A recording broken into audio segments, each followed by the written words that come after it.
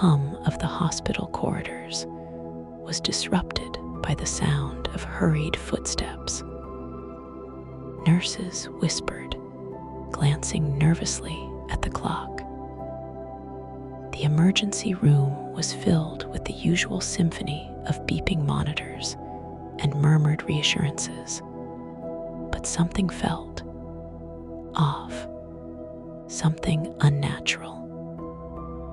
A chilling presence hung in the air, invisible yet undeniable. Then the doors swung open, and they wheeled her in. The woman on the stretcher was barely conscious, her body trembling as though caught in some unseen storm. The emergency room staff rushed to her side. Yet the moment they leaned in, an eerie realization sent a cold shiver down their spines.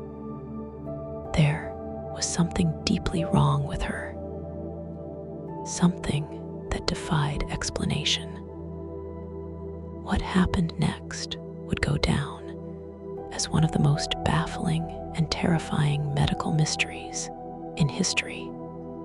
This is the true story of Gloria Ramirez, the woman who became known as the Toxic Lady.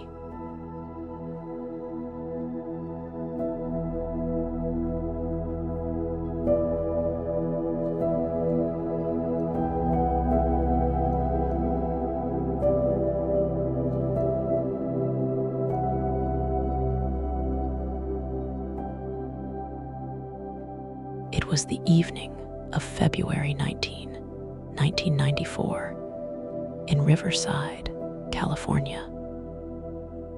A seemingly ordinary night where the emergency room of the Riverside General Hospital prepared for its usual influx of patients.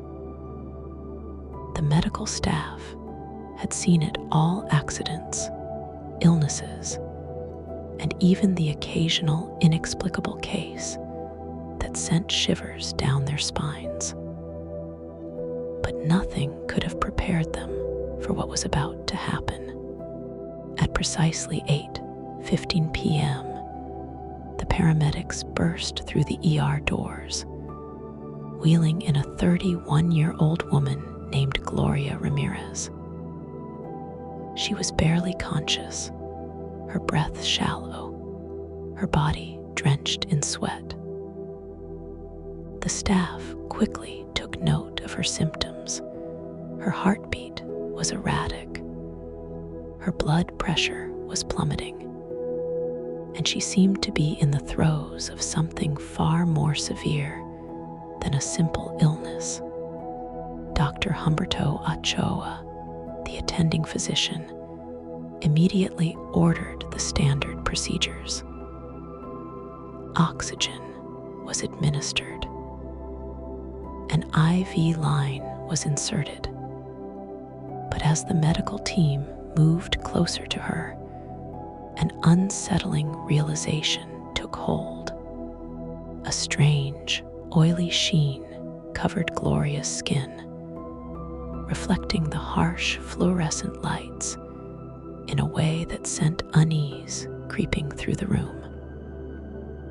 Her breath carried an odd, fruity, almost garlicky scent, something unnatural, something that didn't belong. And then, as a nurse leaned in to draw blood, the horror truly began.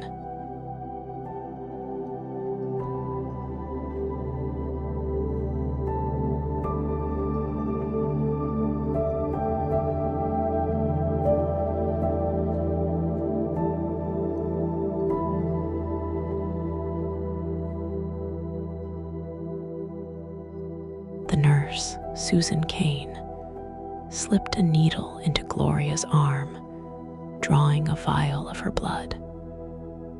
She lifted it to the light and gasped. The liquid inside wasn't the deep, rich red of human blood. It was thick, oily, and and it released an odor so pungent and strange that Susan's stomach twisted with nausea. Then, before she could utter a word of warning, her vision swam, and she collapsed to the ground. Chaos erupted. One by one, the hospital staff who had come into contact with Gloria Ramirez began to drop like marionettes with their strings severed. Another nurse, holding the IV bag, staggered back, clutching her head before crumpling to the floor. A respiratory therapist, who had been adjusting Gloria's oxygen mask, suddenly gagged and slumped over, unconscious. Within minutes, the emergency room transformed into a scene of nightmarish horror. Dr. Ochoa, fighting against the rising panic, ordered the immediate evacuation of the ER. Patients were rushed to safety. The air itself seemed tainted, an invisible force gripping the hospital in terror. As Gloria lay helpless on the gurney, her body trembling in pain, she remained unaware of the devastation spreading around her. Whatever was inside her bloodstream, whatever unseen poison her body harbored, was now leaching into the very air, felling those who tried to save her. And then, as suddenly as it had begun, it was over. At 8:50 p.m., Gloria Ramirez was pronounced dead, but her story was far from over.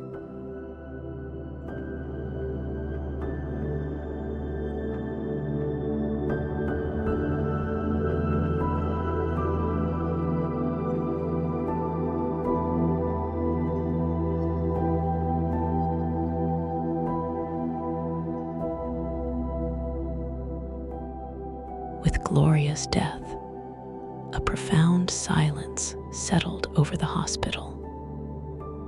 The staff, who had been affected, over 20 people, were either unconscious or suffering from nausea, breathing difficulties, and even temporary paralysis.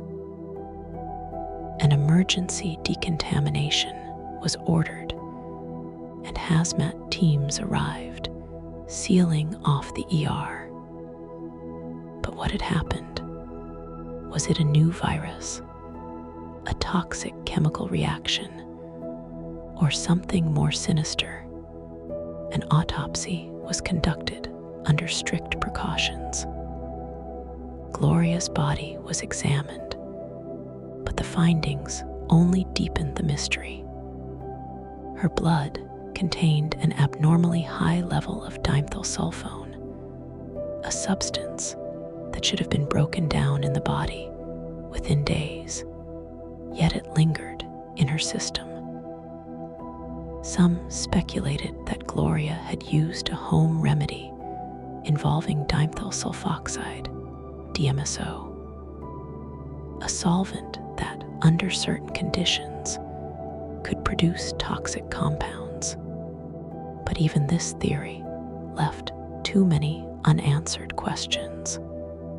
The more they studied Gloria's case, the more the answers slipped through their fingers like mist in the night.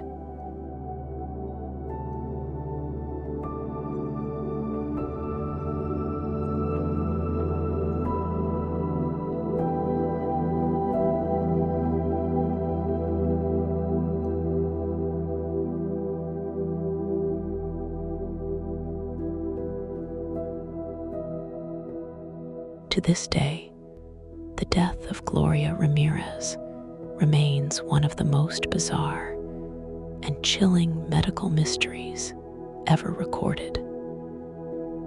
Scientists, doctors, and forensic experts have debated theories for years. Was it a chemical reaction, a cover-up? Or was there something beyond science at play? For those who were in that ER that night, the memories never faded. Some refused to speak of it, as if fearing the past might awaken once more. Others were plagued by nightmares, haunted by the scent of something unnatural, something wrong. And for those who hear the tale of the toxic lady, a lingering question remains: what truly happened to Gloria Ramirez? As you close your eyes now, drifting into the quiet abyss of sleep, let your mind wander through the corridors of mystery.